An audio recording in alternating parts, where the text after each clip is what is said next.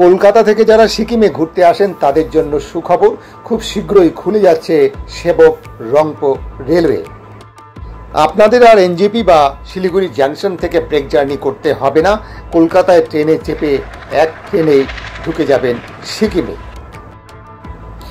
ভারতীয় রেলের তরফে সিকিমের যাতায়াত আরও মসৃণ এবং সহজ করার জন্য ইতিমধ্যেই উত্তর পূর্ব সীমান্ত রেলের তরফে পরিকল্পিত এই প্রকল্পের কাজ প্রায় শেষের দিকে পৌঁছে গেছে। সেবক থেকে রংপো পর্যন্ত রেলপথের মূল টানেলের কাজ চূড়ান্ত পর্যায়ে পৌঁছেছে। 44.96 কিলোমিটার দীর্ঘ রেলপথে থাকছে 14টি টানেল, 22টি সেতু এবং 5টি স্টেশন। স্টেশনগুলি হল সেবক, রিয়াং, তিস্তা বাজার, মেল্লি এবং রংপো। এর মধ্যে তিস্তা বাজার হল আন্ডারগ্রাউন্ড রেলওয়ে স্টেশন। এই 45 কিলোমিটার রেল লাইনের মধ্যে প্রায় 39 কিলোমিটার রেল লাইন থাকবে টানেলের মধ্য দিয়ে।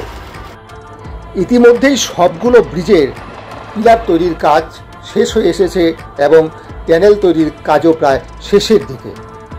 অবশিষ্ট কাজ খুব তাড়াতাড়ি শেষ করে শুরু হবে টানেলের মধ্য দিয়ে রেল লাইন পাতা।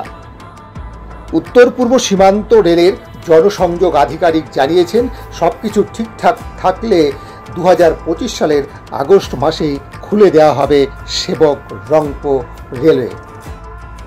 সেবক থেকে রংপো এই প্রকল্পের প্রথম পর্যায়ের কাজ এবং প্রথম পর্যায়ের কাজ শেষ হলে শুরু হবে দ্বিতীয় পর্যায়ের কাজ রংপো থেকে গ্যাংটক, এবং তা সম্পন্ন হলে পরবর্তীতে তৃতীয় পর্যায়ের কাজ অর্থাৎ গ্যাংটক থেকে নাথুলা পাস পর্যন্ত প্রকল্পের কাজ শুরু হবে। সেবক রংপোর এই রুটের সবচেয়ে বড় টানেলটি হল 10 নম্বর টানেল, যার দৈর্ঘ্য হল 5.3 কিলোমিটার, এবং দ্বিতীয় টানেলটি হল টানেল 1, যার দৈর্ঘ্য হল 4.224 কিলোমিটার, এবং এই পথের দীর্ঘতম ব্রিজটি হল ব্রিজ নাম্বার 17 এবং যার দৈর্ঘ্য হল 425 মিটার। প্রায় সম্পূর্ণ রুটটি হিমালয়ের দুর্গম এলাকায় অবস্থিত এবং অত্যন্ত ভঙ্গুর প্রবণ এলাকায় অবস্থিত, তাই অত্যন্ত সতর্কতার সঙ্গে পুরো কাজ চালিয়ে যেতে হচ্ছে। যাই হোক, অত্যন্ত আনন্দের বিষয় যে এই প্রকল্পের প্রায় 70% কাজ ইতিমধ্যেই শেষ হয়ে গিয়েছে এবং বাকি অংশও খুব দ্রুত এবং সময়ের মধ্যেই শেষ হবে বলে আশা করা যায়।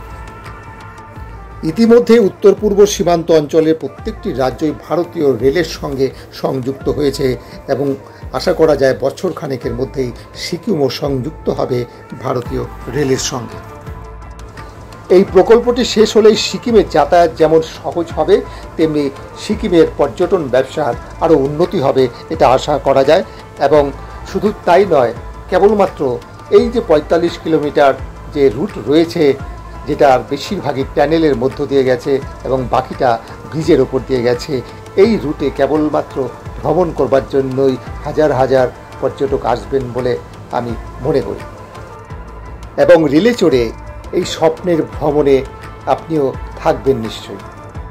আজকের ভিডিওটি আমি এখানেই শেষ করছি। কেমন লাগলো অবশ্যই কমেন্ট করে জানাবেন। যদি ভালো লেগে থাকে তাহলে লাইক দেবেন, এবং যারা আমার পেজ এখনও ফলো করেননি তাদের কাছে অনুরোধ থাকলো ফলো করার জন্য, এবং যারা ইউটিউবে দেখেন তারা আমার চ্যানেলটি সাবস্ক্রাইব করে দেবেন।